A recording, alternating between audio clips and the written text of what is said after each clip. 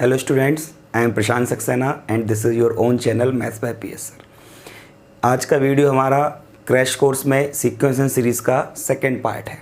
ठीक है, first part में हमने arithmetic progression, arithmetic mean complete किया था। आज हम कंप्लीट करने जा रहे हैं ज्योमेट्रिक प्रोग्रेशन। आज पूरा ज्योमेट्रिक प्रोग्रेशन, पूरा जीपी हम रिवाइज करने वाले हैं। ठीक है, चलिए स्टार्ट करते हैं। जीपी होता क्या है? तो कल हमने क्या बात की थी कि एक ख़ास सीक्वेंस को हम प्रोग्रेशन कहते हैं। वो ख़ास सीक्वेंस क्या होता है? जिसमें आप शुरुआत की कुछ टर्म्स को देख के एक पैटर्न समझ पाओ, जिसमें एक डिफाइंड पैटर्न हो। ठीक है, तो जीपी में क्या पैटर्न होता है, ज्योमेट्रिक प्रोग्रेशन जो है उसमें क्या पैटर्न होता है ये समझते हैं।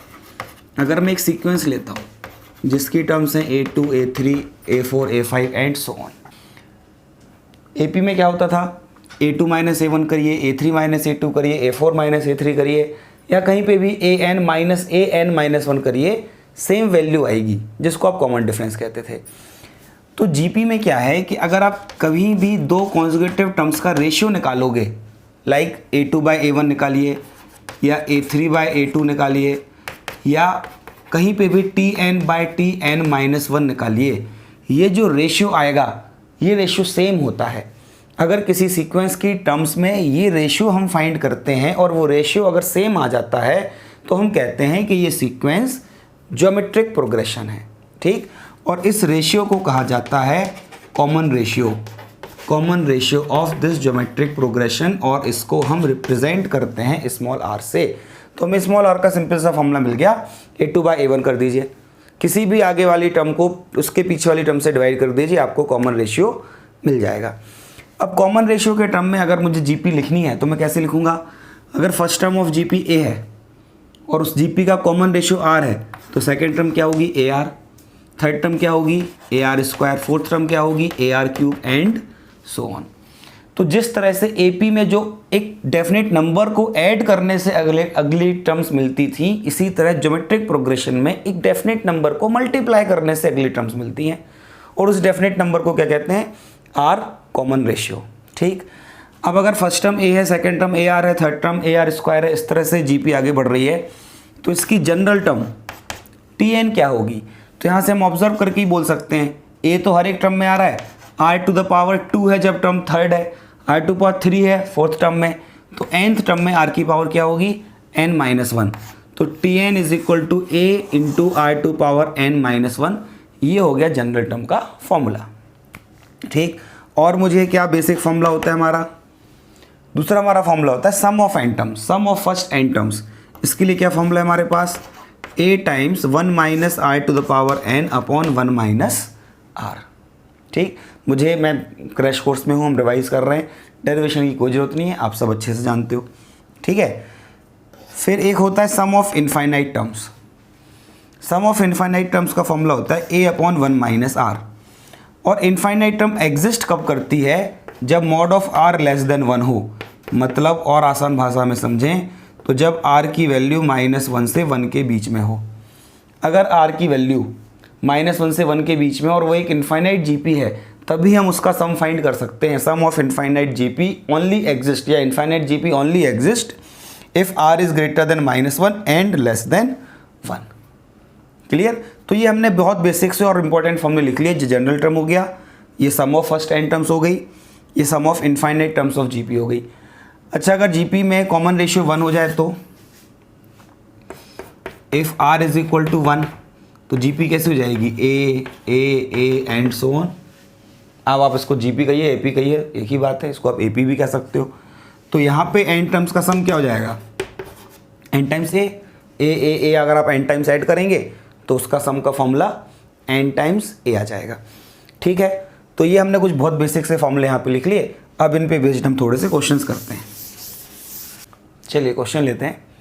If first term of a GP is 7 and nth term is 448 and sum of n terms is 889, find r n and t5। मतलब कॉमन रेशियो फाइंड करना है, नंबर ऑफ टर्म्स फाइंड करना है, और फिफ्थ टर्म फाइंड करनी है। ठीक है, देखते हैं क्या क्या गिवन है। सबसे पहली बात तो first term of GP is 7, मतलब a7 हो गया। nth टर्म इज़ 448, मतलब tn इज इक्वल टू 448 हो गई। S n sum of n terms is 889, मतलब एस एन भी दिया है, ठीक है, बहुत कुछ दे दिया। तो टी एन जो मुझे दिया है तो मैं टी एन का फॉर्मूला अप्लाई कर देता हूँ, ठीक है। टी एन का फॉर्मूला क्या, a that is 7 r to the power n minus one, a into r to power n minus one, ये किसके बराबर हो जाएगा 448 के।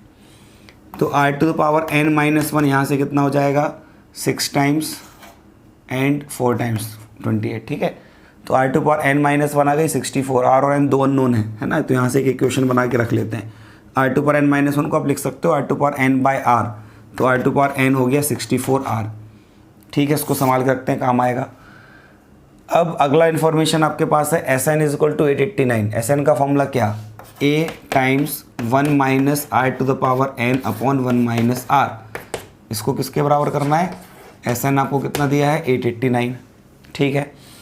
7 से इसको डिवाइड कर देते हैं वहाँ पे, तो बन जाएगा 1 minus r to power n is equal to 1 minus r times से 1 माइनस आर गया। 7 से आपने इसको डिवाइड किया, 7 इंटू 1 फिर 2 फिर 7, 127, ठीक है। अब आर टू पावर एन की जो वैल्यू है वो हमारे पास है 64 आर, तो आर टू पावर एन को रख देते हैं 64 आर। इसको यहाँ मल्टीप्लाई किया तो ये हो गया 127 माइनस 127 आर, क्लियर। 127 आर को यहाँ लाते हैं, ठीक है। तो 127 माइनस 64 ये बन जाएगा 63, 1 वहाँ गया, 127 minus 1 that is 126, r is equal to आ गया 2, आर की वैल्यू 2 आ गई, आर आ गया, ठीक है। एन पूछा था, एन है यहाँ पुट कर देते अपन, आर की वैल्यू तो एन आ जाएगा, इधर पुट करोगे तो क्या बन रहा है 2 to power n is equal to 64 into r, मतलब 128। 2 की कितनी पावर होती है ये 7, तो इस हिसाब से आप कंपेयर कर लीजिए, एन कितना आ गया 7, नंबर ऑफ टर्म 7 होंगी, ठीक है। फिर फिफ्थ टर्म पूछिए, फिफ्थ टर्म का फॉर्मूला क्या बनेगा, ए जो कि 7 है, आर जो कि 2 है, to the power n minus one that is 4 minus 1, मतलब 2 की पावर 4, 2 की पावर 4 कितना 16, 16 इंटू 7, ठीक है, 2 टू पावर 4 16 ना, ठीक है। 16 इंटू 7 112, ये आपकी फिफ्थ टर्म की वैल्यू आ गई, ठीक। चलिए नेक्स्ट क्वेश्चन लेते हैं। क्वेश्चन कह रहा है if the first term of infinite GP, infinite GP का क्वेश्चन है, the first term of infinite GP is 1, मतलब उसका ए 1 है, and if any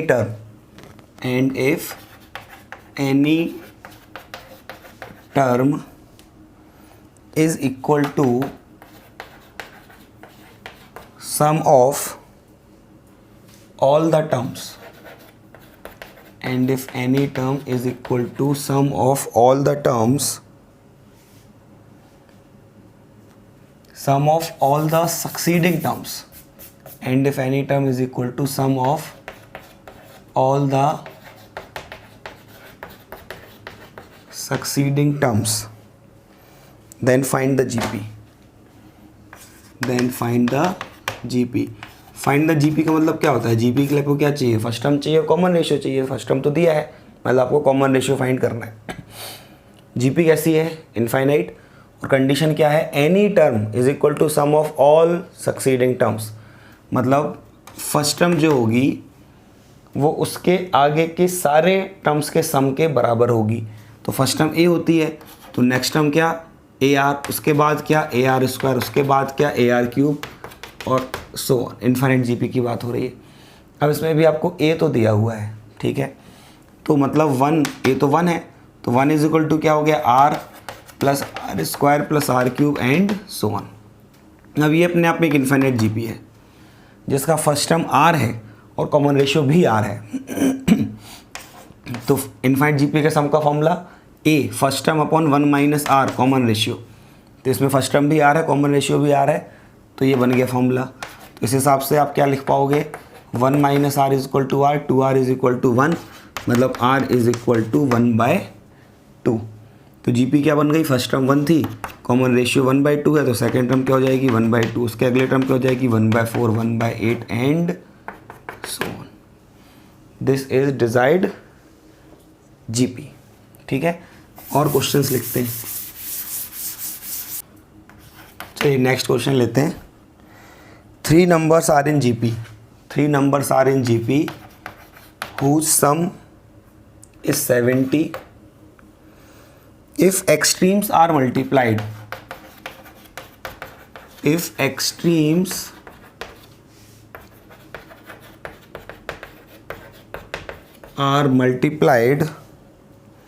by 4, if extremes are multiplied by 4 and middle term by 5,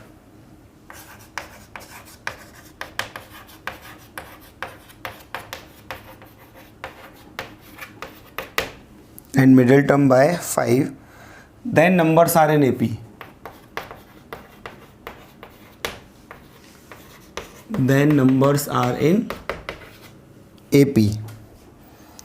Then find the 3 numbers.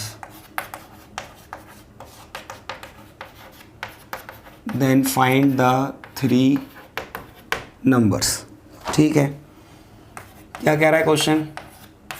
3 numbers are in AP, 3 numbers are in GP, है ना, GP में ही दिए थे ना initially. Yes, 3 numbers are in GP whose sum is 70।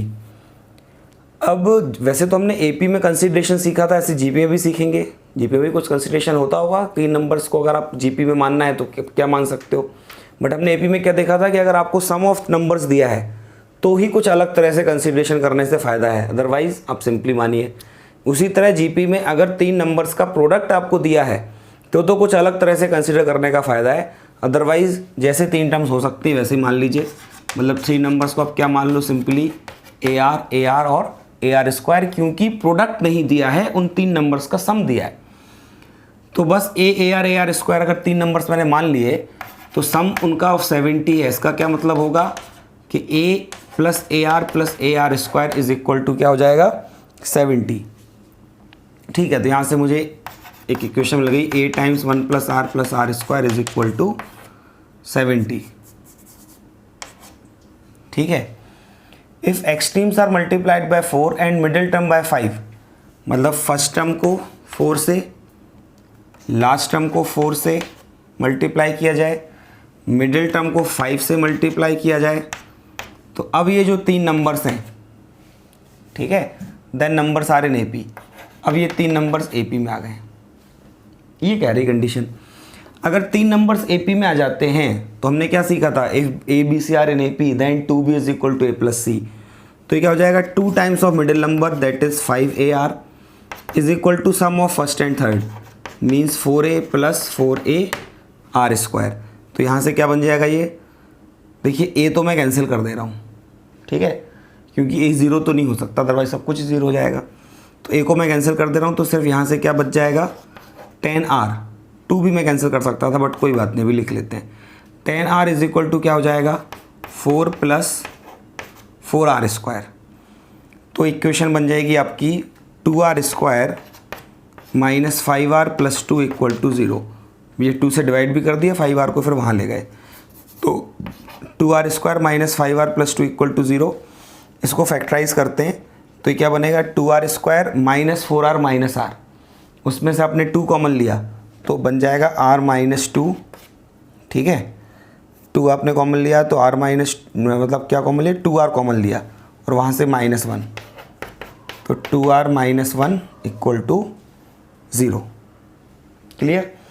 तो यहाँ से R की 2 वैल्यूज़ आ गई, या तो R2 होगा या R1/2 होगा। अब यहाँ पे वैल्यू पुट करते हैं, ठीक है, पहले R को 2 लेते हैं। If R is equal to 2, तो देखिए ये क्या बन रहा है, 2 का स्क्वायर 4, 4 + 2 6 + 1 7, 8 × 7 इज इक्वल टू 70। मतलब इस केस में A की वैल्यू आ गई 10। अब A 10 है और R कितना है 2, तो आपकी GP क्या बन गई इस केस में, 10 20 40। ये एक सेट हो गया नंबर्स का। फिर अगर R को आप 1/2 लेते हो, R को अगर आप 1/, वैसे कुछ ज़रूरत नहीं, अगर आप 1/2 लोगे तो नंबर्स बन जाएंगे 40 20 10। ठीक है, अगर 1/2 लोगे तो नंबर्स बन जाएंगे 40 20 10। देखो सम 70 होना है और कॉमन रेशियो 1/2 होना है। ठीक है, आई होप समझ आ गया होगा। और क्वेश्चंस लेते हैं अभी। चलिए नेक्स्ट क्वेश्चन लेते हैं। A GP consist 2n terms, 2n terms है जीपी में।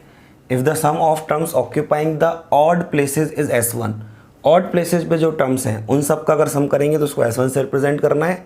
सम of terms occupy even places is S2, even places की टर्म्स का सम S2 बोलना है। Then find the common ratio of GP in terms of S1 and S2। ठीक है, तो S1 और S2 के टर्म में मुझे कॉमन रेशियो फाइंड करना है।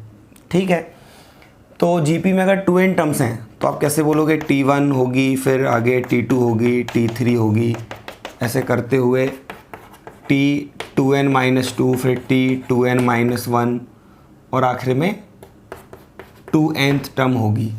इस तरह से जीपी होगी। तो S1 क्या होगा, S1 किसको कह रहे हैं, sum of terms occupying the odd places, मतलब T1 plus T2 plus T3। तो इसको और अच्छे से लिख देते हैं। T1 मतलब क्या, बेसिकली T1 को हम किस रिप्रेजेंट करते हैं, A से। फिर T3 मतलब क्या, AR², फिर AR⁵। ठीक है, इन सब का सम। और लास्ट टर्म क्या होगी, T2n-1। ठीक है, तो मुझे लास्ट टर्म से मतलब नहीं है, मतलब मुझे तो इतना समझ में आ जाना चाहिए कि जो S1 में जो जिन टर्म्स का आप सम कर रहे होगे वो टर्म्स कितनी होंगी। जब टोटल टर्म्स 2n हैं तो ऑड प्लेसेस पे जो टर्म्स होंगी वो कितनी होंगी, n होंगी। क्लियर। इसी तरह इवन प्लेसेस पे जो टर्म्स हैं वो भी n होंगी, बट उसका फर्स्ट टर्म क्या बन जाएगा, AR, क्योंकि सेकेंड टर्म लेनी है। फिर फोर्थ टर्म, तो वो फोर्थ टर्म क्या होगी, AR3। फिर सिक्स टर्म, ठीक है, यहाँ पर ने गड़बड़ कर दी ना, first term, third term, fifth term. Fifth term में AR⁵ आएगा। यहाँ पे होगी सिक्स टर्म जिसमें AR⁵ इधर आएगा, AR⁴, यहाँ AR⁵। तो यहाँ पे कितनी टर्म्स होंगी, यहाँ पे भी n टर्म्स होंगी। ठीक है, तो बस S1 का फॉर्मूला क्या आ गया, S1 के लिए क्या वैल्यू मिल जाएगी आपको, क्या फॉर्मूला होता है सम ऑफ टर्म्स का, फर्स्ट टर्म 1 माइनस R⁴n। अब R कितना है, इसका कॉमन रेशियो कितना है, R²। देखिए फर्स्ट टर्म A है, सेकेंड टर्म AR² है, मतलब इसका कॉमन रेशियो R² है। तो यहाँ पे R² की पावर n करना है, मतलब R⁴2n upon 1 minus common ratio again R² है तो 1 माइनस R² हो गया। इसी तरह S2 लिखेंगे तो क्या आएगा, फर्स्ट टर्म मतलब AR इंटू 1 माइनस R का स्क्वायर, कॉमन रेशियो का स्क्वायर, कॉमन रेशियो फिर से R² है तो R² की पावर n, मतलब again R⁴2n divided by 1 minus common ratio that is R²। ये S1 है, ये S2 है। अच्छा, तो अब देखिए सब कुछ सेम ही तो है, A है यहाँ पे, सब कुछ सेम है, सिर्फ एक R वहाँ पे अलग है। तो एक काम करते हैं, S2/S1 कर देते हैं। S2/S1 करोगे तो सब कुछ कैंसिल हो जाएगा, सिर्फ ये एक R बच जाएगा। तो R की वैल्यू क्या आ गई, S2/S1। बस यही तो मुझे फाइंड करना था, value of R in terms of S2 and S1। ठीक, चलिए नेक्स्ट क्वेश्चन लेते हैं। If the first term of infinite GP का क्वेश्चन है जिसकी फर्स्ट टर्म x है और सम 5 है, then find possible values of x की पॉसिबल वैल्यूज़ मुझे फाइंड करनी है। तो फर्स्ट टर्म तो x दिया हुआ है, मान लेते हैं कॉमन रेशियो r है। क्या मान लेते हैं, कॉमन रेशियो r है, और उनका सम कितना दिया है 5। तो सम ऑफ इन्फाइनाइट जीपी क्या होता है, first term upon 1 minus common ratio, मतलब 1 माइनस r। ये वैल्यू किसके बराबर दी है, 5 के बराबर। इन्फाइनाइट जीपी में हम एक कंसेप्ट जानते हैं कि r जो होता है common ratio that is greater than -1 and less than 1। तो कहीं ना कहीं इसको हमें यूज़ करना होगा क्योंकि हमें x की पॉसिबल वैल्यूज़ बतानी है और कहीं क्वेश्चन में कुछ समझ भी नहीं आ रहा। तो ये एक छोटा सा और अच्छा क्वेश्चन है, ये जेई में ऑलरेडी आ चुका है। ठीक है, तो x upon 1 minus r equal to 5 अगर है तो यहाँ से मैं क्या लिख सकता हूँ, x is equal to 5 minus 5r, मतलब r इज इक्वल टू लिख सकता हूँ 5 माइनस x अपॉन 5r यहाँ आ गया। अब r की वैल्यू -1 से 1 के बीच में होनी चाहिए, इस हिसाब से 5 minus x upon 5 must be greater than -1 and less than 1। 5 से आपने मल्टीप्लाई कर दिया, -5 माइनस x, ये 5 हो गया। 5 आपने सब्ट्रैक्ट किया तो -10 माइनस x, ये 0 हो गया। फिर माइनस से मल्टीप्लाई किया तो x ग्रेटर देन 0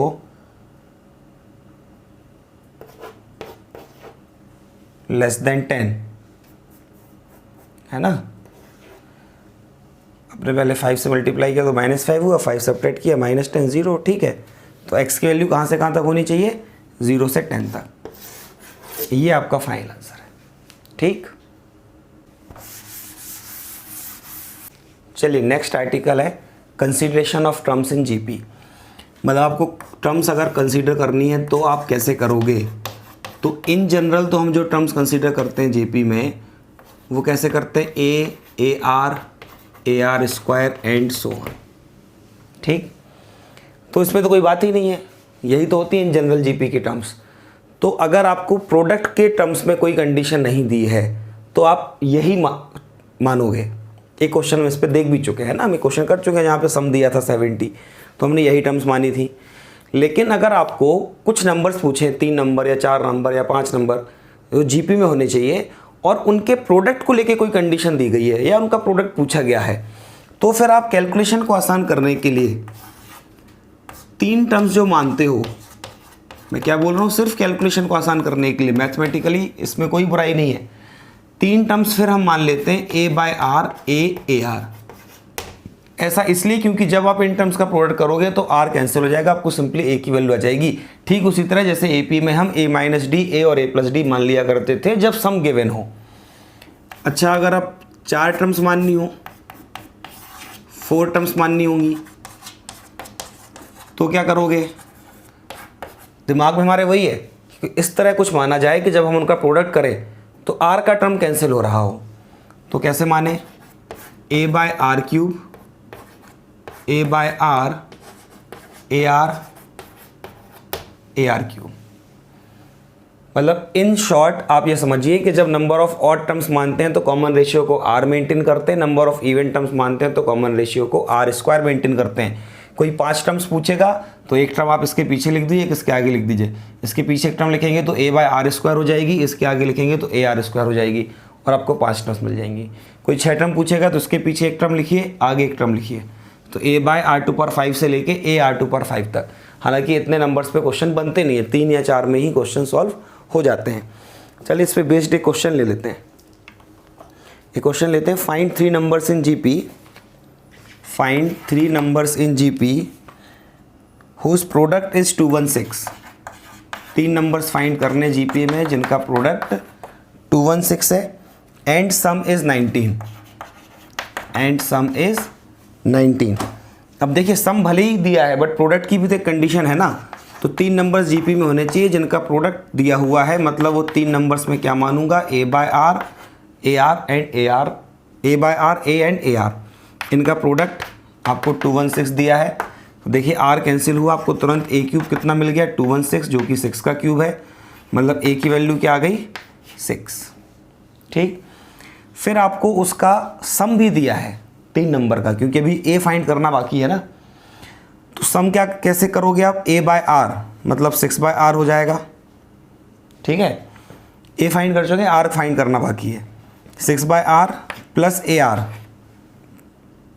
A/R मतलब 6/R प्लस A मतलब 6 प्लस AR मतलब 6R, और ये किसके बराबर दिया है, 19 के बराबर।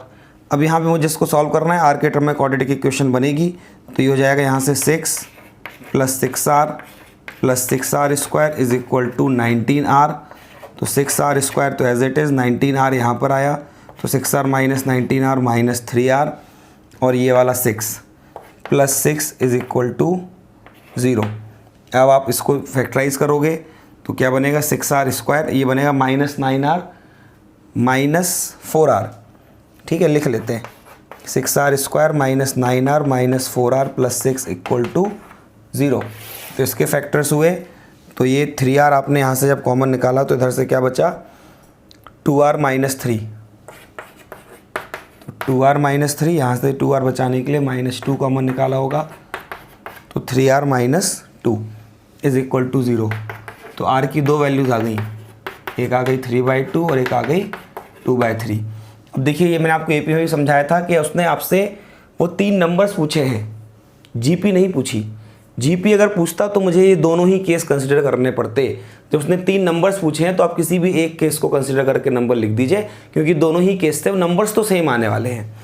तो r इज इक्वल टू अगर मैं 3/2 लेता हूँ तो a कितना था 6, तो फर्स्ट टर्म क्या बनेगा 6/3/2, क्योंकि फर्स्ट टर्म 6/r था। ध्यान रखिए फर्स्ट टर्म a नहीं होता है।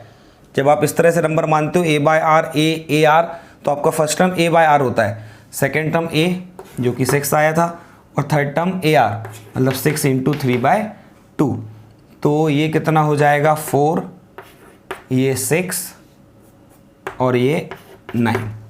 तो ये 3 नंबर्स आपके रिक्वायर्ड नंबर हो गए। अगर आप इसको कंसीडर करोगे तो नंबर्स 964 मिलेंगे। एक ही बात है, ठीक, इसको समझिए। एक और क्वेश्चन करते हैं। चलिए नेक्स्ट क्वेश्चन लेते हैं। Find the product of first 11 terms of a GP whose 6th term is 5। 6 term आपको 5 दी है, 11 टर्म्स का प्रोडक्ट पूछा है। तो 11 टर्म में जो मिडिल टर्म है वो 6 टर्म होगी। तो ये जानबूझ के आपको मिडिल टर्म दी गई है ताकि आप यहाँ पे कंसीडरेशन ऑफ जीपी को अप्लाई कर पाए। कंसीडरेशन मतलब कि 11 टर्म्स आपको देना है, 11 टर्म्स का प्रोडक्ट आपको बताना है। तो प्रोडक्ट मैंने कहा था प्रोडक्ट है तो गिवन हो या प्रोडक्ट पूछा हो तो हम अपने तरीके से उसको मान सकते हैं, ठीक है। डायरेक्टली करोगे तो भी होगा। अब 6th टर्म अगर ये 5 है तो ये 5 हो गई, ठीक। या चलो भी इसको इस तरह से समझाता हूँ। मिडिल टर्म को a मान लेते हैं। टर्म कितनी माननी है 11, तो 5 टर्म पहले माननी है, 5 टर्म्स बाद में माननी है। तो ये जो सबसे पहली टर्म हो जाएगी a/r⁵, फिर a/r⁴, ऐसे करते हुए इसके ठीक पहले a/r, फिर a, फिर AR, और ऐसे करते हुए AR⁵। ये 11 टर्म्स हो गई। इनका प्रोडक्ट चाहिए, ठीक है। तो अब देखिए ये जो मिडिल टर्म है ये कौन सी टर्म है 6th टर्म। ये कितना दिया है 5, मतलब आपको a की वैल्यू 5 दी है। अच्छा, तो अगर आप इन सब का प्रोडक्ट कर दोगे तो r तो सारे कैंसिल हो जाएंगे। r⁵ यहाँ डिनोमिनेटर में, वहाँ न्यूमरेटर में। ये r⁵ डिनोमिनेटर में, इसके ठीक पहले यहाँ AR⁵ टर्म होगा। तो एक्चुअली क्या मिलने वाला है प्रोडक्ट, ये a ही मिल जाएंगे 11 टाइम्स, मतलब a⁴11 दैट इज 5⁴11। ये आंसर हो गया। तो कंसीडरेशन ऑफ टर्म्स अगर आप समझ गए तो आप बहुत सारे क्वेश्चंस बहुत जल्दी सॉल्व कर लोगे, ठीक है। अब हम कुछ हाइलाइट्स ऑफ जीपी, ठीक है, जीपी में कुछ बातें जो आपको याद रखनी है, जो हमें अच्छे से पता होनी चाहिए, वो लिखते हैं, ठीक है। हाइलाइट्स ऑफ जीपी मैं सारी लिख ही रहा हूँ, आपको एक एक करके समझा देता हूँ। पहली है product of terms equidistant from beginning and end is always same. जैसे एपी में होता था ना sum of terms from beginning and end, यहाँ पे होता है product of terms from beginning and end. इसका मतलब क्या है कि अगर एन टर्म्स की जीपी है, ठीक है, तो फर्स्ट टर्म और लास्ट टर्म का जो प्रोडक्ट होगा वो सेकेंड टर्म और सेकेंड लास्ट टर्म के प्रोडक्ट के बराबर होगा। थर्ड टर्म और थर्ड लास्ट टर्म का प्रोडक्ट बराबर होगा। मतलब rth term from beginning and rth term from and का अगर आप प्रोडक्ट करोगे तो वही आएगा जो फर्स्ट टर्म और लास्ट टर्म का प्रोडक्ट आ रहा है, ठीक। Second, for a given GP if each term is multiplied और डिवाइडेड बाय सम नंबर और raise to the power by the same non zero quantity then the resulting sequence is also the GP. मतलब ये क्या कहना चाह रहा है कि अगर एक जीपी मान लो 1 2 4 8 16 एंड सो ऑन। अब इसको अगर मैं किसी सेम नंबर से मल्टीप्लाई कर देता हूँ, 2 से मल्टीप्लाई कर दिया सपोज, तो क्या बन जाएगा 2 4 8 16 32 एंड सो ऑन। अभी भी ये जीपी है। इसको अगर मैंने 2 से डिवाइड किया होता तो ये बन जाता 1/2 1 2 4 8 एंड सो ऑन, अभी भी जीपी है। तो किसी सेम नंबर से मल्टीप्लाई करिए या सेम नंबर से डिवाइड करिए, वो जीपी में ही रहेगा। और अगर इस पर कोई आप सेम पावर लगा देते हैं, जैसे 1 2 4 ये सब एपी में है ना, तो आपने 1 square 2 square 4 square 8 square 16 square इस तरह से कर दिया, तो ये भी अभी जीपी में ही रहेंगे। देखिए ये 1 लिखा है, ये 4 लिखा है, ये 16 लिखा है, 16 × 4 ये 64 लिखा है, ये 64 × 4 लिखा है, तो ये भी क्या है जीपी में है। तो ये 2 पॉइंट हमको समझ आ गए, आसान से पॉइंट्स थे, ठीक है। फिर और पॉइंट्स देखते हैं क्या हमें पता होना चाहिए। Reciprocal of the terms of GP is also the GP. इसमें कुछ ज़्यादा समझाने की बात नहीं है। अगर मैं रेसिप्रोकल कर देता हूँ, मतलब ए आर स्क्वायर जी पी था, इनका आपने रेसिप्रोकल कर दिया तो क्या बन जाएंगे 1/a 1/ar 1/ar स्क्वायर, ये भी जी पी है। ठीक है। The terms chosen at regular interval of the G P is also G P. A P में भी ऐसा ही था। अगर आप रेगुलर इंटरवल्स में टर्म उठाते हो, मतलब टर्म 1 टर्म 2 टर्म 3 ये जी पी थी, आपने टर्म 1 लिया, टर्म 2 को छोड़ दिया, फिर टर्म 3 लिया, टर्म 4 को छोड़ दिया, टर्म 5 लिया, टर्म 6 को छोड़ दिया, टर्म 7 लिया एंड सो ऑन। तो रेगुलर इंटरवल्स में अगर आप टर्म्स लेते हो तो वो जो सीक्वेंस बनेगा वो भी क्या होगा, जीपी होगा। Product of corresponding terms of two GPs is also a GP. जैसे एपी में क्या था कि दो एपी हैं, अगर आप उनका सम करते हो, ठीक है, उनके करस्पॉन्डिंग टर्म्स का, फर्स्ट टर्म को फर्स्ट टर्म से ऐड कर दिया, सेकंड टर्म को सेकंड टर्म से ऐड कर दिया, तो वो एपी में ही रहेगा। इसी तरह जीपी में अगर आप दो जीपी हैं आपके सामने और उनके करस्पॉन्डिंग टर्म्स का प्रोडक्ट करते हो, एक जीपी का दूसरे जीपी के फर्स्ट टर्म से प्रोडक्ट कर दिया, सेकंड टर्म को सेकंड टर्म से, थर्ड टर्म को थर्ड टर्म से, तो जो रिजल्टिंग सीक्वेंस बनेगा वो जीपी में ही रहेगा। ठीक है। इसके बाद ये वाली प्रॉपर्टी इंपॉर्टेंट है। ठीक है। फिफ्थ हमने समझ ली प्रोडक्ट वाली। If a1 a2 a3 and so on, if a1 a2 a3 and so on are in GP, अगर initially a1 a2 a3 GP में है, then log of a1 comma log of a2 comma log of a3 and so on are in AP। अगर आप log ले लेते हो, सभी numbers पे log लगा देते हो सारे टर्म्स पे, तो जो रिजल्टिंग सीक्वेंस होगा वो AP में होगा। इसको समझने के लिए मैं पहली 3 टर्म्स ले लेता हूँ केवल। a1 a2 a3 किस में है, अगर GP में है तो इनका a2/a1 is equal to a3/a1 होगा। अब मुझे ये चेक करना है log a1 log a2 log a3, तो आप ये करके देखिए। ठीक है, इनको AP में चेक कर रहे हैं, तो अगर ये AP में है तो क्या होना चाहिए, log a2 minus log a1 must be equal to log a3 minus log a2, ये होना चाहिए ना। अब log की property log m minus log n को आप क्या लिख सकते हो, a2/a1, यहाँ से क्या जाएगा a3/a2। क्या a2/a1 a3/a2 के बराबर होगा, बिल्कुल होगा, क्योंकि a1 a2 a3 तो जीपी में थे। बस प्रूफ हो गया, है ना, ये हमने एपी में प्रूफ कर दिया। तो अगर जीपी लिखी है कोई सीक्वेंस, आपने सब पे लॉग लगा दिया, तो वो रिजल्टिंग सीक्वेंस क्या बन जाएगा, एपी में आ जाएगा। ठीक, और देखते हैं, चलिए नेक्स्ट प्रॉपर्टी देखते हैं, ये भी इंपॉर्टेंट है। If a b c are in AP, अगर a b c A P में है, then x to the power a, x to the power b, x to power c are in G P, where x must be greater than 0 and not equal to 1, क्योंकि obviously वो exponential type में base बन चुका है। ठीक है, तो ए b c A P में ये मुझे जी पी में प्रूफ करना है। अच्छा, अगर a b c A P में है तो इसका क्या मतलब होगा कि b is equal to a plus c by 2 और 2b is equal to a plus c. अगर ये जीपी में होने हैं तो इसके लिए क्या होना चाहिए, x upon x to the power b upon x to the power a must be equal to x to the power c upon x to the power b। तो इसको आप क्या लिख लोगे, x to power b minus a, इसको क्या लिख लोगे, c minus b, base same powers must be same. तो देखिए b minus a equal to c minus b, मतलब 2b is equal to a plus सी। हमने इसको जीपी में लिया तो उससे ए बी सी किस में आ गया, एपी में, मतलब ये जीपी में तो ये एपी में, ये एपी में तो ये जीपी में। क्लियर। तो ये कुछ खास प्रॉपर्टीज़ थी जीपी के बारे में जो मुझे मालूम होनी चाहिए। अब हम स्टार्ट कर रहे हैं ज्योमेट्रिक मीन। चलिए नेक्स्ट टॉपिक हमारा है ज्योमेट्रिक मीन। अब ज्योमेट्रिक मीन में भी बिल्कुल अर्थमेटिक मीन की तरह 2 टाइप से क्वेश्चन हो सकते हैं कि आपको कुछ नंबर्स दिए हों और आपको उनका ज्योमेट्रिक मीन बताना हो। वो नंबर्स कैसे भी हो सकते हैं, ये बिल्कुल ज़रूरी नहीं है कि वो जीपी में होने चाहिए। ठीक है, तो जैसे अर्थमेटिक मीन किन्हीं भी नंबर्स का निकाला जा सकता है, ऐसे ज्योमेट्रिक मीन किन्हीं भी नंबर्स का निकाला जा सकता है।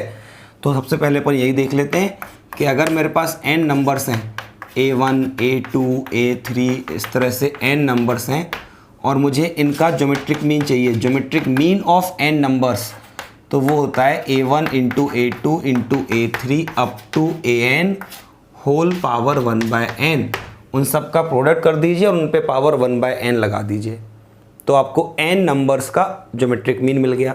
अब अगर यहाँ पे सिर्फ 2 नंबर होते हैं a b, तो ज्योमेट्रिक मीन क्या हो जाता a into b whole power 1/2। ठीक है, चलिए अब आते हैं इंसर्शन ऑफ ज्योमेट्रिक मीन पे। तो इंसर्शन के केस में भी 2 केस हो सकते हैं, इधर insertion of single geometric mean और insertion of n geometric mean. तो पहले सिंगल ज्योमेट्रिक मीन का इंसर्शन देखते हैं, जो बड़ा आसान होता है। a और b कोई 2 नंबर हैं, इनके बीच में मुझे एक सिंगल ज्योमेट्रिक मीन इंसर्ट करना है और उस ज्योमेट्रिक मीन को सपोज कैपिटल G से रिप्रेजेंट कर देते हैं। तो ये कैपिटल G अगर a और b के बीच में ज्योमेट्रिक मीन है, तो इसका मतलब ये है कि ये a g b, ये 3 नंबर्स जो हैं ये किस में होने चाहिए, GP में। अगर ये 3 नंबर्स GP में होंगे तो ऑब्वियसली जो नंबर बीच में लिखा है, जो कि यहाँ पे G है, वो a और b के बीच में ज्योमेट्रिक मीन होगा।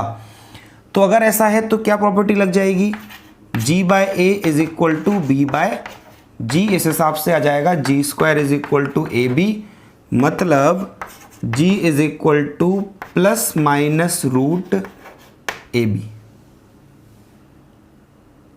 अब हिसाब से तो प्लस माइनस रूट AB लिखना चाहिए ना G की वैल्यू। तो यहाँ पे फिर ये G अपने तरह से ही डिफाइन है कि अगर A और B, यहाँ पे फिर कुछ केसेस लिखने पड़ेंगे हमें। If A and B both are positive, if A and B both are positive, then G is equal to root AB। G जो है वो प्लस रूट AB होगा। if A and B both are negative, then G is equal to minus root AB। अगर 2 negative numbers हैं तो उनका जो geometric mean होगा वो भी नेगेटिव होगा, बस इतनी सी बात है। अब अगर अपोजिट साइन के आ गए, ये हमने दोनों पॉजिटिव दोनों नेगेटिव का केस तो देख लिया। अगर कभी ऐसा हो जाए कि A and B are of opposite signs, मतलब उसमें से एक पॉजिटिव हो और एक नेगेटिव हो, then G does not exist, मतलब उस केस में उनका ज्योमेट्रिक मीन एग्जिस्ट ही नहीं करता। तो ये जो हमने 3 बातें लिखी ये बड़ी इंपॉर्टेंट हैं। तो आई होप ये आपको समझ आ गया होगा। अब हम insertion of n geometric mean ले रहे हैं। Insertion of single geometric mean में तो कोई बात ही नहीं है, रूट AB करना है, बस इसका ध्यान रखना है। प्लस में बोलना है, माइनस में 2 नंबर पॉजिटिव है तो प्लस रूट AB आएगा, दोनों नेगेटिव है तो माइनस ऑफ रूट AB आएगा, मतलब रिजल्ट उनका ज्योमेट्रिक मीन नेगेटिव ही आएगा। एक पॉजिटिव एक नेगेटिव, तो ज्योमेट्रिक मीन एग्जिस्ट नहीं करता। अब इसमें सेकेंड केस लेते हैं, insertion of n geometric means. ठीक है, ये बिल्कुल उसी तरह कर रहे हैं जैसे हमने अर्थमेटिक मीन के केस में किया था। पहले सिंगल अर्थमेटिक मीन का इंसर्शन, फिर n अर्थमेटिक मीन का इंसर्शन किया था। अब यहाँ पे हम n ज्योमेट्रिक मीन्स का इंसर्शन देख रहे हैं।